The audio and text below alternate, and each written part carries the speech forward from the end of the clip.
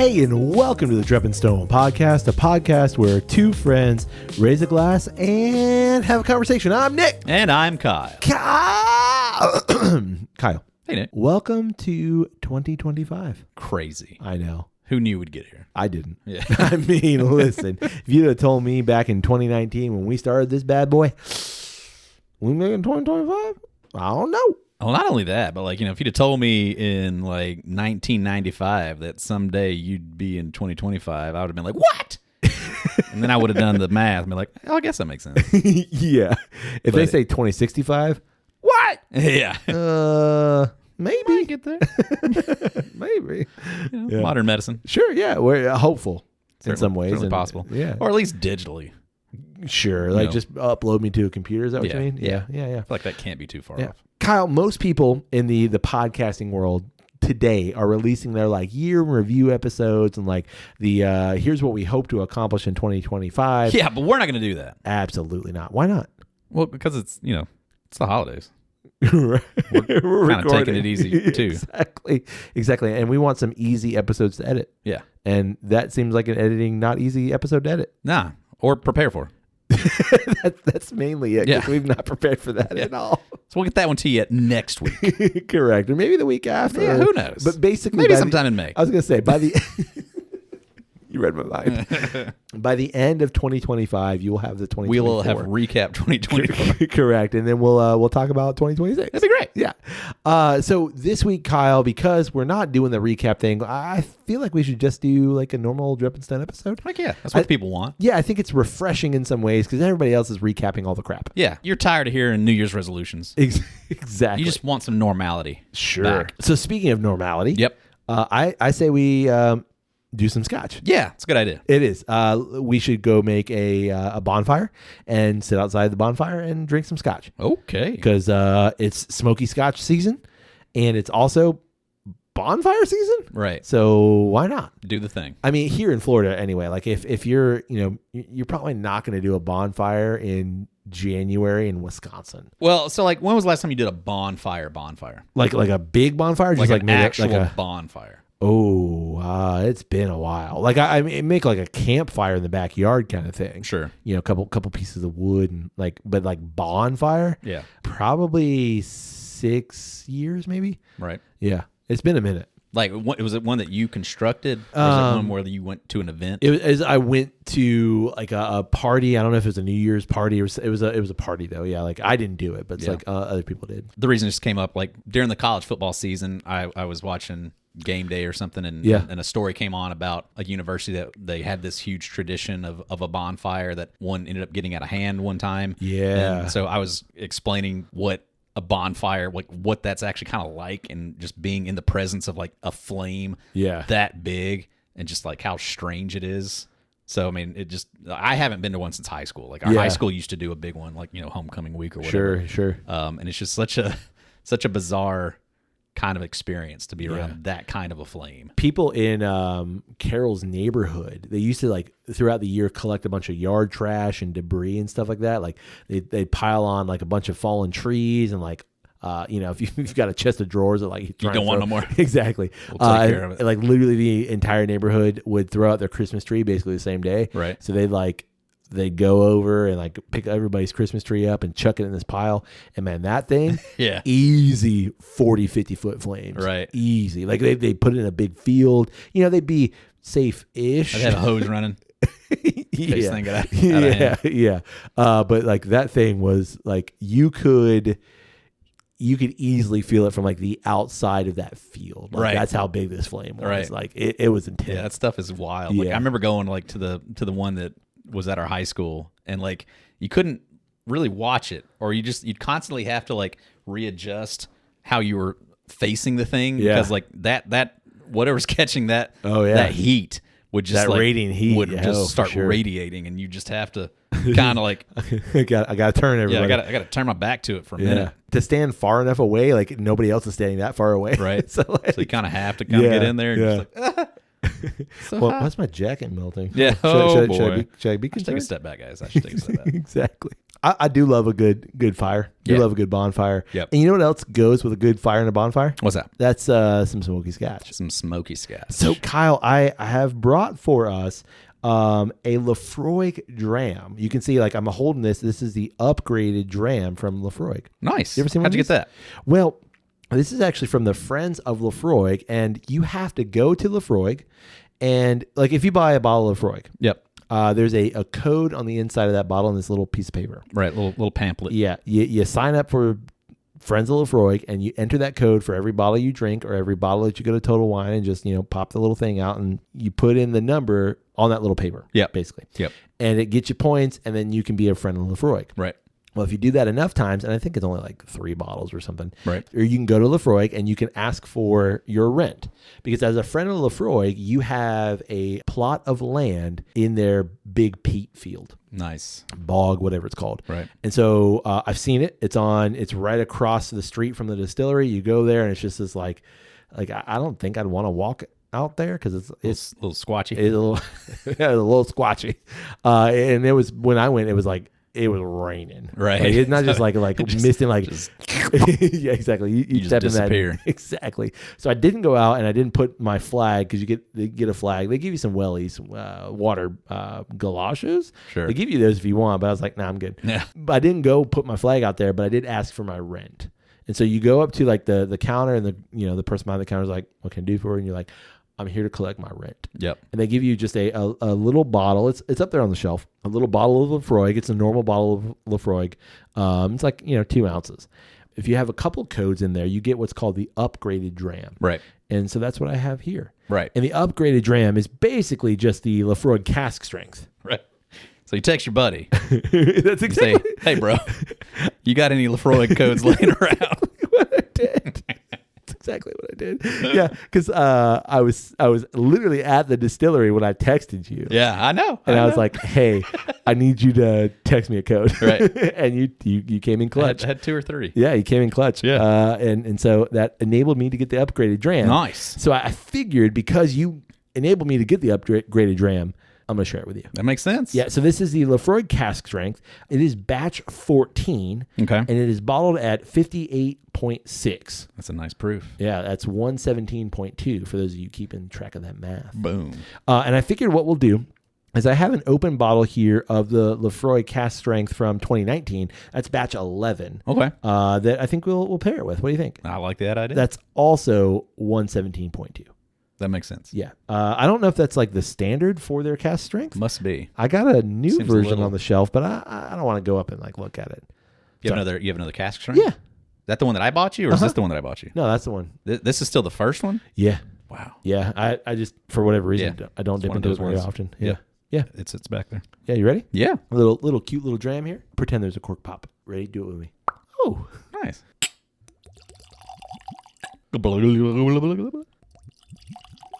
Hell yeah. That nice golden Laphroaig color. Shall we? Get a little swirly swirl. Bottoms up. What's nice about Laphroaig and what's nice about the Laphroaig cask strength is you take all those Laphroaig notes Laphroaig. and you just push them a little bit further. That medicinal goodness. It tastes like Band-Aid. It's really crazy. Like I can still remember my first Laphroaig Dram. Uh-huh. I was in New York City at Christmas time. Was waiting to go to the airport.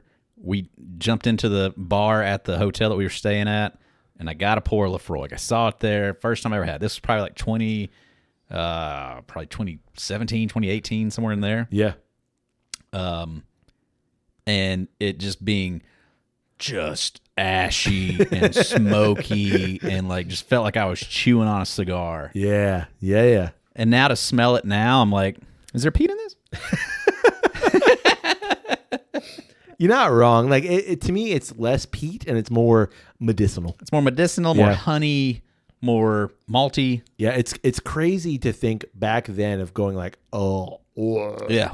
and like when I talk to people about Laphroaig, I always tell them like Band-Aid medicinal, because that's where it is that's where it was then for me. That's where it is still for me. Right. But I know that that's part of the peat nature, but it's also very distinctly Laphroaig. Oh yeah, for sure. You know what I mean? So like, I don't even necessarily, I tell people that it's peated, but I I don't try to talk about peat in that medicinal way. Because like for me, for whatever reason, it's just Laphroaig that does that. Yeah, or at least that pronounced. Sure. It is very much a Laphroaig characteristic. Because like an Ardbeg, it's a smoky, like campfire smoke. Right. Whereas that Laphroaig it just has that Band-Aidy antiseptic quality to it. For sure. It's just unique. That's exactly what I get here with like touches of wine. Like I don't know if it's like it doesn't lean sherry necessarily, but it doesn't lean white wine. It's just like a wine quality. Right. General Tanniny. wine. Yeah. And I think it's still so interesting that if you just say Scotch to a lot of people, this is Scotch. Sure. This is their understanding of what the huge umbrella that Scotch is. This is that. Yeah. They don't understand that. No, this is just a very unique type of Scotch. Yeah. And it's not even the main type of Scotch. This is just Exactly. very uniquely Isla Scotch. It is Isla Scotch, and it's very uniquely Laphroaig. Yeah. Like there ain't nothing like that. Yeah. You could have an Isla Scotch is nothing like Nothing this. like this at all. But Yeah. they just don't understand that. No. And like I love having that conversation with people though. Oh, yeah, same. Of like, oh, I love Scotch, but I don't like peat. And like, I get it. Disagree. Actually, I hate that conversation. Really? I love listening to people talk about it that way, though. And like just letting them explain how they don't like Scotch because of it.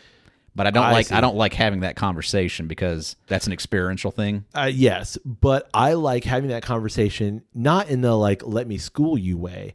I like having that conversation in the terms of like, hey, let me try and give you some understanding. And to be fair, I only have those conversations when I can give them that experience. Right. You know what I mean? Like, yes, all Scotch is not peaty, and this does not represent everything. Right. But here you go. Right. So what I mean to say is like I do love educating people.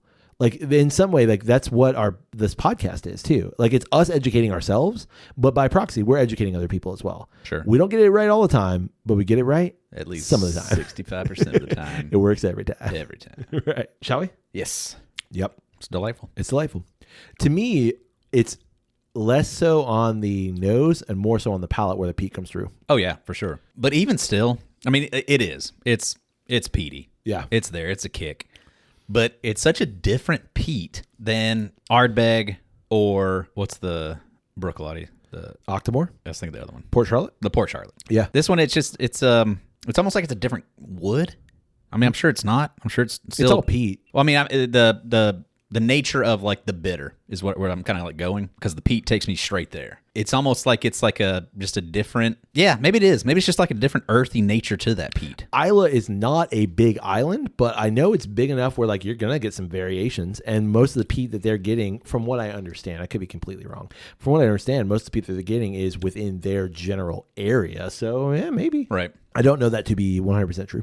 To me, Laphroaig peat leans more medicinal, but it's also like a brighter peat. It's not that like you said at the beginning or a couple minutes ago about like that ashy campfire peat. It's not that anymore for me. It's less that and more like, or less dark and brooding and more like here's like barbecue smoking. Like you're not trying to like just like kill this thing with like char and ash and like burn it. You're trying to smoke something like smoked fish, something sure. like that. Does that make sense? Yeah, it's more of something that's been saturated in smoke, not heavily roasted and toasted. Correct. To a char.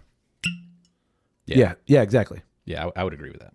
I'm going to open the batch 11. We just had the batch 14. Something about a Laphroaig that just reminds me of like a 1980s nursing home.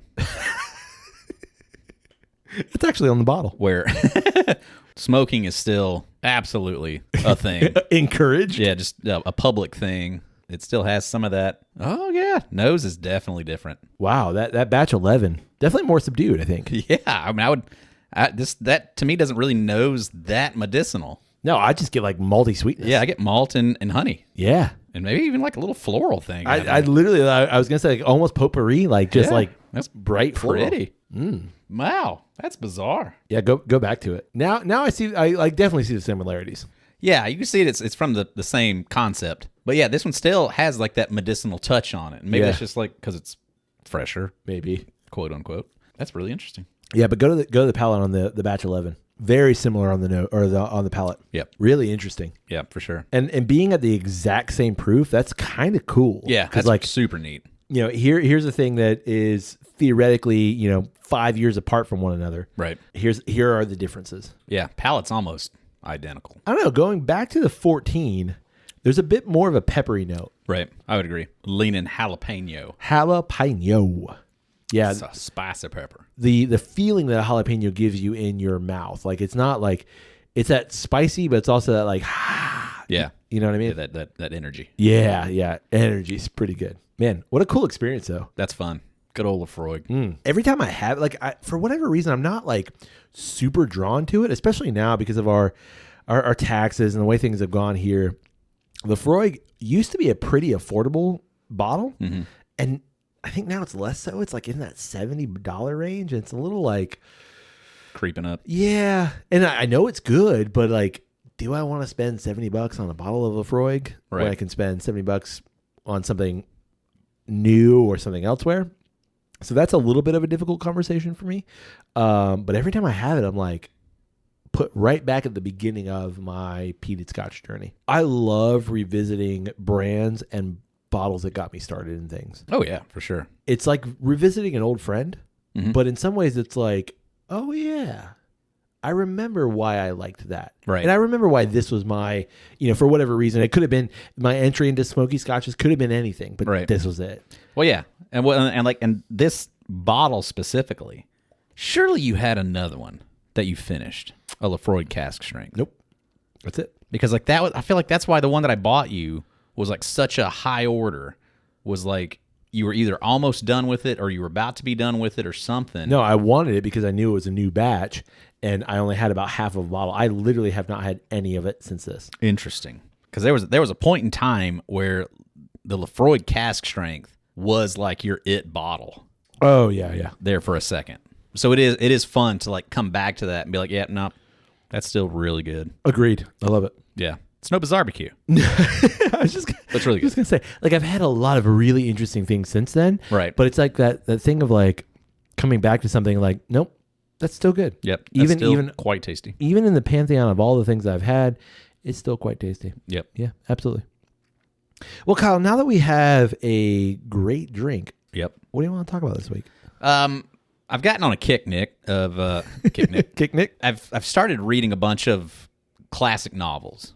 Approved. Was just in like the mood to do it. Yep. I think we talked about it on one episode. I recently read Catcher in the Rye. Yeah, we did a couple episodes ago. Had never read it, just loved it. Really enjoyed it. Last week I read a book that I think I had to read in college, but so you didn't really, right. Or who knows how much I actually read of it. I saw the book, and all I could really remember about it was that it was about expatriates. Sure. Over in Europe. Oh, that was it. That was all I could remember about it, and that it was written by Ernest Hemingway. I remembered that. Okay. Yep. But it's The Sun Also Rises. Yeah. Fantastic. Saw that one and wanted to read that and give it a proper reading. Yeah. And so I picked it up and read it last week. I think we should talk about it. You don't have to twist my leg or anything. Yeah. Or my arm. Like you can twist what you want to twist, but like, whoa. No, wait. Let's talk about the book. Yeah. Sure. When did you read it for the first time? Honestly, not that long ago. Maybe 6 months ago. Yeah. Yeah. It wasn't that long, and I say that like having read a bunch of other Hemingway. But for whatever reason, just never read The Sun Also Rises. Right. And I don't think it was never assigned to me. It was always like oh yeah, and if you like Hemingway, read The Sun Also Rises. Right. So I read it definitely within the last year for sure. Right. And loved it. Was it a similar kind of like, you just saw it and was like, hadn't read that, need to read it? Yeah, in some ways. Like I really do like Hemingway. I know that like he's problematic in some ways. But for me, it was one of those like, yeah, I need to get to that. Spoiler alert, I didn't know he committed suicide. Oh, really? Yeah, I did not know that until like a couple of days ago. That's I was like, a thing. What? Yeah, that's a thing. In Idaho? I don't know where. It was in Idaho. I think I was watching Thug Notes. Yeah. He said that, and I was like, oh, all right. Didn't know that. Yeah, I think it was just one of those, like, I always wanted to read it, and I just made time or like found the means to do so. So right. I did it. Right. All right. So quick synopsis. Yep. story of more or less a group of friends who are expatriates after World War I, living in Europe. Starts in Paris. Yep. They go to Spain, Pamplona specifically to watch the bulls, running of the bulls, the just the whole fiesta around that event, and bull the huge, fights. week-long fiesta that happens there. I mean, they get out, they do some other things, and then return home. That's literally it, more or less. Yeah, that's that just is kind the of plot of the novel. Mm-hmm. And as a, let's say, 19-year-old college student in North Alabama who had zero life experience, surprisingly, I don't think I got much out of this novel at that point in time. 100%. It does not. I don't feel like it resonates with you unless you've traveled. Sure. And you have a bit of experience under your belt. I mean, I feel like I could see myself perhaps in like the 30s or 40s, and then reading this and being excited by the concept of travel. And, reading it, and especially like with the detail that Hemingway puts into locations of description. At the beginning, the first third of the book is in Paris. And certainly, having been to Paris, it resonates so much more now. But like, I think I could perhaps, at a time period without the internet, reading that and being so kind of enthralled by the description of walking through Paris. That's what Paris is. Yeah, walking through the streets, Yep. stopping on this bridge, looking at Notre Dame. Like, I think perhaps that would have been really interesting at the time. Yeah. But as a college student, as a teenager, reading that, nothing grasped me. Yeah, you have no appreciation for, first of all, like how Hemingway's writing these things. Sure. And the truisms that he's capturing in those moments. Right. And I think like very subtly too. Like I if you want to get into some deep kind of literary nerdy stuff, right? I could push up my glasses and just go to town. Sure. And I agree completely. Like so many of the things that we call literature, capital L literature, right? It's lost on the people that read it or are forced to read it the most. Yeah, for sure. I think an argument is made, could be made, and should be made for people reading, I don't know if I want to say like the best literature first kind of thing, but like reading literature that has made an impact. Right. And I think Hemingway's definitely made an impact, right. At least in terms of American and Western writing. But I feel like, as so many things are in the art world, the more you mature and experience, the more those works become better and have more depth. Right. And I think Hemingway, in the case of The Sun Also Rises, is absolutely true. Yeah. What you just said. Yeah. Like within the first few chapters, it was immediately clear to me that like this has so much more meaning now. And like I spent like a few nights like kind of thinking about like why would you even assign this to a class of teenagers? Like I feel like it would be so difficult for anybody at that age to really grasp.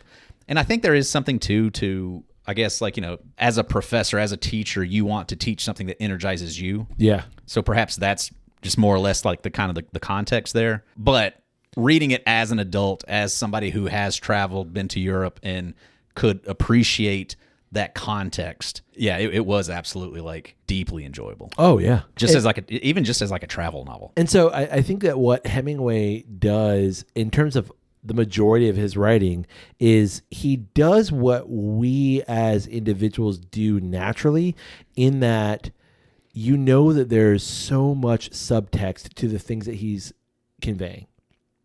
And literary scholars and maybe even Hemingway, I don't remember if he actually said this, but it's this idea, I think it's called the iceberg writing or iceberg theory or something like that. I can't remember exactly what it is, but it's the idea of like Hemingway's giving you this understanding and that there's so much more beneath it. Sure. Like an example would be when Jake Barnes, who's our protagonist, which is a great name, Jake Barnes. Jake Barnes. When Jake Barnes, our protagonist, there's a scene where he gets like roaring drunk. Yeah. And he's having a conversation with Lady Brett Ashley. Mm-hmm. He's talking about like basically, I love you. Like there's I love you, but I cannot give you the things that you want. And so ultimately what's wrong with Jake is like he has a war wound, and his war wound prevents him from getting an erection. Right. Like he cannot have sex in that way. Right. And so he's telling her all of these things that like, I love you,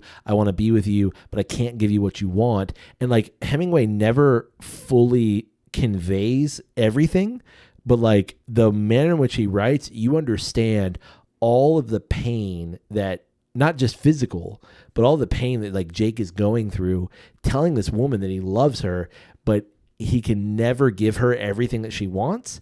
And she understands that as well. And so like that writing is all that subtext. Like how many conversations do you have with people where you're telling them things? You're talking around exactly the actual thing you want to say. Exactly. And everyone or someone perceptive enough knows what you're talking about. Right. But you don't have to say it. Yeah. And that's what The Sun Also Rises does very, very well. Yeah. Jake and Brett's conversations early do lead you to think that like, okay, through the course of the novel, we're going to end up with them together. Yeah. That's kind of like your expectation. But then through the course of the novel, you actually see the torture that kind of both of them are in, because he knows that he can't give her what she needs, but she also can't be with him because, and it's all to do with the war. Right. The war messed her up in a way that she's not going to be able to ever connect truly to another person also. Yeah, he needs an emotional connection. She needs a physical connection, and neither one can give each other what they need. Right. Yeah. Yeah. And so like they are absolutely just damned to suffer through this reality. And I think in that way it subverts your expectations so well. But then also, like, again, as a person who has experienced life, that resonates on such a better, in such a better way, in a more meaningful way than it could possibly to a teenager who has got their life ahead of them and is expecting nothing but joys. That right there to me is the crux of the novel, in that like as a young person, generally this is high school reading, early college reading, like you mentioned, you have all of these like bright, beautiful hopes in front of you. Right. Whereas this is a novel of what happens just bummer after bummer. Yeah. What happens like when all the shit's been handed to you. Right. And like you've made it out, but you're not the same. You've changed. And how do I deal with all of that? But then, aside from all of that stuff, there is also just this lovely portrayal of life, just carefree and just traveling over Europe and I popped into this bar and drinking, and like I drank constantly, going fishing on a whim, like enjoying this fiesta. Like there is also this like very glorious. We sat outside and just smoked the day away. Yeah, just like absolutely like you learn that like Jake's a writer for like a newspaper. Another one of their friends is an author. Yeah. You slowly begin to like learn like all their things, but like at no point in time do any of them ever do work. Like at some point in time I texted you like the joys of what it must have been like at that time period, sitting down to write letters. At one point in time, Jake is in one of the towns in Spain, and they had just arrived. And like each time they get to a new locale, the owner of the hotel or somebody seems to already know them, and so they get all of their mail forwarded there. And hey, if anybody comes calling for me, they can reach me here, kind of a thing. But after they had just got there was like a message or a passage where Jake goes to write letters. Yep, I just need to go write some letters. Yeah, and I need to tell people what's going on. Yeah, just let them know where I'm at, what I'm doing. Yeah, and I was just like, wow, that's the best Facebook status update ever. For sure. Of like, no, I just need to go let a few good friends or important people to me. Yeah. And just write to them. And like that physical act of I need to go do the thing and put pen to paper and reach out. Yep. And like how awesome that is. Yeah. Well, and to me, like when you texted me that, like we had a text back and forth conversation in that, like if Jake really did do this, and let's say he's writing a letter back to the States, that would take a couple weeks maybe to get back from Spain to the States. Right. So like there's no immediacy. So by the time that he gets this letter to whomever he's writing, or even someone in Europe he's writing, it's a couple of days and he could have moved on by then. Right. So there's a sense of distance between the person you're writing, but how personal that writing aspect is, right? Too. Yeah, and it is very clear that the novel is a novel of a different time. I mean, unequivocally. Yeah. And it's post World War I, and like there's this kind of like bright hope of everything.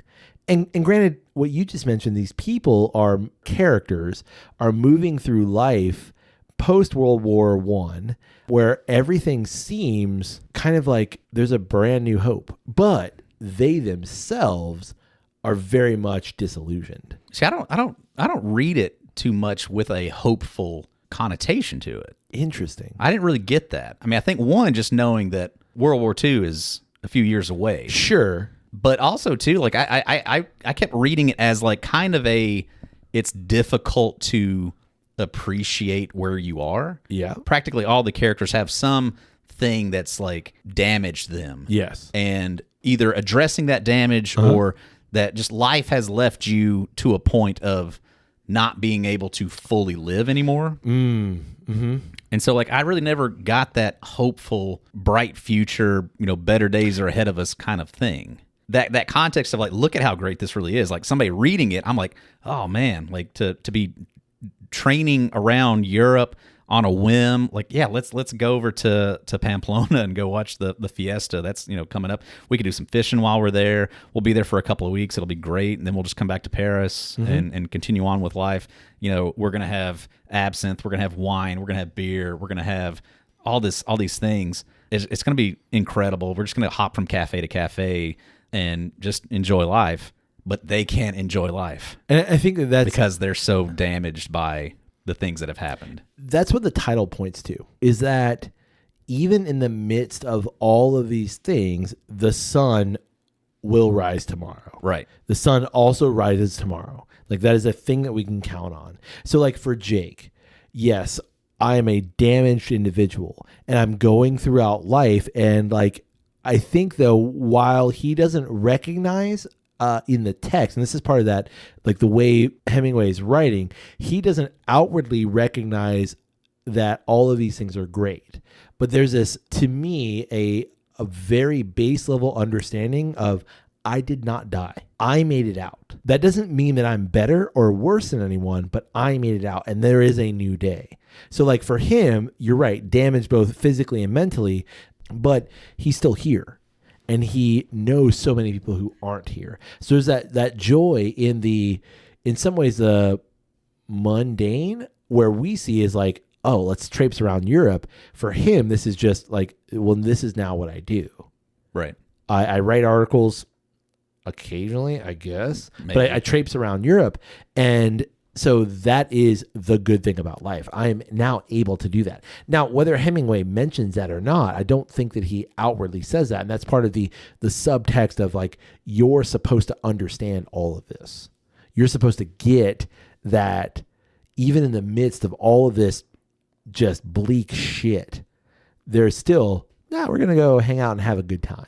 We're still going to, sit out and watch these bullfights and let's bet on some bulls. And bullfighters. Sure. And like there's going to be an affair between a bullfighter and someone else. I can't remember exactly that plot point, but like was it Brett? Yeah. Okay. So like, that's right. Cause he's like, she's basically slept with everybody in the novel. Right. Right. Every main Except character that has a name, she slept with him. Cause Jake can't. Right. She tried to, I'm sure. Yeah, I'm sure. And so like there's that, like there's still some hope associated. So I don't know. I think there's this is like subtext of hope that's never actually discussed, and that's part of the allure of the novel too. It's like all these characters are, I don't even want to say like cautiously hopeful. It's like they recognize that like all of this can be taken away, and so that's why they're almost living in that moment. Yeah, but it's like I don't read it in any way of like a carpe diem positive mode. Like to me, I think that's like, and maybe that's just where I'm at. Of like, to me, I'm reading it as like, yes, the sun also rises. We will the sun will continue to rise. We will continue to move forward. We'll continue to go on. But it's like, even with all these luxuries that we have, the things that are perhaps the most desirable, I can't have. So those don't even really provide much satisfaction. I'm just existing. Yeah, and it's just It is what it is. Like there's one guy that they meet while they're fishing up in the mountains. Even in that character, he's explaining how much fun they had fishing. He hasn't met a lot of guys. I can't remember. I think he's American, and he's trying to like set it up so that they do this again in the future. Yeah. And Jake's just kind of like, yeah, we'll totally do it again sometime. But like, also just kind of like dismissing the guy too. We may meet you. Yeah, perhaps we will. I mean, we'll definitely do it. But if it happens, it happens. If it doesn't, it doesn't. And that guy says something about how it's been great to laugh. It's been great to have a good time. I haven't done that a lot since the war. And too, like when you put it in context with things like All Quiet on the Western Front, right, and stuff like that, to know like the true horrors that generation went through, and then the concept of the lost generation, of how they were just kind of like stripped of their ability to enjoy life. Yeah. I think that's kind of like more or less the read of it that I got, was that, yes, life will go on. Life will continue. But for these people, the horrors, it's just hard to get past what has been done to them. And I think like your reading is not wrong by any means, because I think you can very easily read the novel in terms of, look at all these, you mentioned damaged people, and all they're trying to do is in some ways rectify those lost years and cope with the things that have happened to them. And they're not doing it well, because they spend 90% of the novel drunk. Yeah. And so like they're trying to, cope with all these things, and they're not doing it well. And I think that like that is an absolutely apt reading. Like it's not wrong by any means. And so what I'm seeing as the hope, I think you're seeing as I feel like you're reading it as almost like Scarlett O'Hara, of like, even though all this shit has happened, I will live another day. Sure. I will become better than this, or I will get past this. Whereas like I'm reading based off of the characters, just this kind of like, I don't really care anymore. Here's like, where yes, we the are. sun will rise tomorrow. It is what it is. Yeah. kind of a thing. Yeah. I see that too. Yeah. Like I don't see that passion in any of the characters of hope, of let's be better. Let's make this world better. It is just kind of more like acceptance of like, okay, here's where we are. Yeah. Going back to Paris. We'll see y'all there. Yeah. Y'all don't want to come? All right. Y'all late on the train? The train's late? Well, that's fine. Yeah, no, we stopped off in wherever. We're going to be here for a few days. We'll see y'all when we get there. Okay, cool. It is just like this carefree, melancholy existence that outside of it, reading it sounds amazing. Sounds great. But I would not want to be any But like of those these people. characters, Nope, are just showing you that like, well, yeah, but like even in this grand existence, if you're not in the right headspace, or you know, if you've gone through some shit that has changed you, it doesn't matter. Because you're not going to be there to enjoy it. Exactly. You're somewhere else. Yeah, for sure. And it's such a bummer, but at the same time, it was a really enjoyable read. And to me, that's what makes that particular work. And that's like, I think that if I'm not mistaken, most people count that as Shakespeare's. Most people count that as Hemingway's like greatest work, even though it was his first major work. Right. And it's because it captures so distinctly so many perceptions of that time frame. Right. And time period, I mean. Right. Yeah. What I did think was absolutely fascinating too was going back to the details that he would put specifically in Paris. While they were in Paris, he would talk about, going and like taking walks with these friends or getting a cab ride somewhere with such detail that you can pull up Google Maps. Oh, yeah. Absolutely walk the same path that he did and get to this bridge and turn around in Google Maps Street View and see the view of Notre Dame that he's talking about from that bridge. Like, that is mind-blowing that we live in a time period that you can do that. Yeah, compared to when this book was written. I think that's very European in some ways, because like Dickens did the same thing, and this is like 1800s, where he would talk about traipsing around London, and in a variety of his works, and you can still basically do that today because these cities are so old that not much has changed in that way. It's super cool that you can do that. Yeah, just wild that we live in a time period that you can, on your phone in your pocket while you're reading the thing, pull up a street view and stand where he was standing as the character is in that moment and look at the view, visually see the view that he's talking about, was just like blew my mind apart. There's a really cool walking tour of Dublin. It's based on James Joyce's Ulysses. Mm-hmm. And like, so Ulysses is supposed to be like a day and like what happens. And it's this like, pretty long novel, and it's rambling and all these other things. But like, you could theoretically follow that character's movement around Dublin. Right. And it's accurate. Yeah. Yeah, it's pretty cool. Things like that. Man.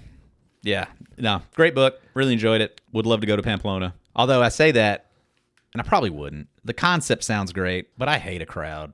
I just don't know. Like, I'm sure that fiesta is like, well, and I think what it reminded me of? They discussed that in the novel too, where like Jake's like, yeah, this is cool and everything, but like, let's just go back to the cafe and hang out. Well, that, and like there was like one passage where they specifically talked about how at the beginning of the fiesta they took away all the comfortable wicker chairs and brought out all these cheap rickety things just because like they don't want their nice stuff to get ruined.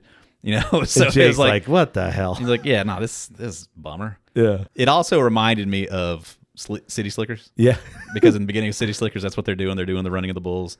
And I think that's just like my only other like very clear pop culture reference to the running of the bulls.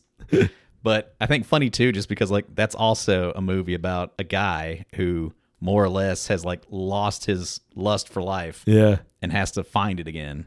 I'm sure that's probably intentional. Probably, yeah. Because, good, weird connection. Well, I think the running of the bulls specifically, something I was reading afterwards, just doing like a little bit of like history research on the novel, like that popularized that festival and made it kind of like a world for a Western thing. Audience. Yeah. So like, I would think to reference it 40 years later in a movie would certainly be intentional. Yeah. I think so. So yeah. You got anything else?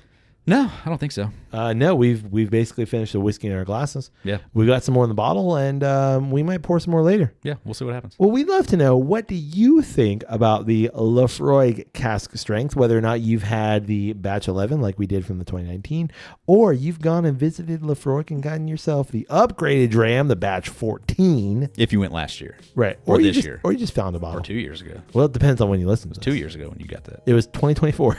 Oh, yeah. Yeah. Duh. I was thinking about it. For some reason I was thinking Ireland. Nah. Yeah. That's Scotland. Yeah. But if it's this year, right, when this episode comes out, you might have a different batch. You might have batch 15. Sure. Or maybe batch 14 was from last.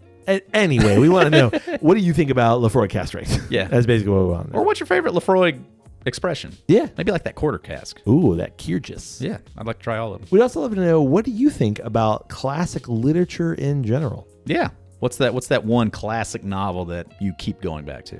Or what's that one classic novel that you know you should read but have yet to do so? Yeah. What's on your to-do list? And have you read The Sun Also Rises? Yeah. What's your thoughts? Thoughts on Hemingway as a whole? Yeah. Well, you can get in touch with us through email. That's drepandstone@gmail.com. You can also get in touch with us through social media. It's always one word, Drep and Stone, DRP and Stone. Come find us wherever we're socializing that media and socialize it along with us. Yeah. And if you're listening to this in real time, next week, we'll talk about our year in review, and we'll talk about hopes and dreams for the future. It's going to be lovely. For sure. A lot of hope. A lot of dreams. Yeah. A lot of future. Yeah. And we'd love it if you support the podcast. You can tell someone about Drep and Stone. You can rate us wherever it is you find great podcasts like this one. And finally, you can support us financially on Patreon. That's patreon.com/drepandstone. All good things. All good things. Hey, buddy. Hey, buddy. May your glass overflow. And your ass never show. Cheers, buddy. Cheers.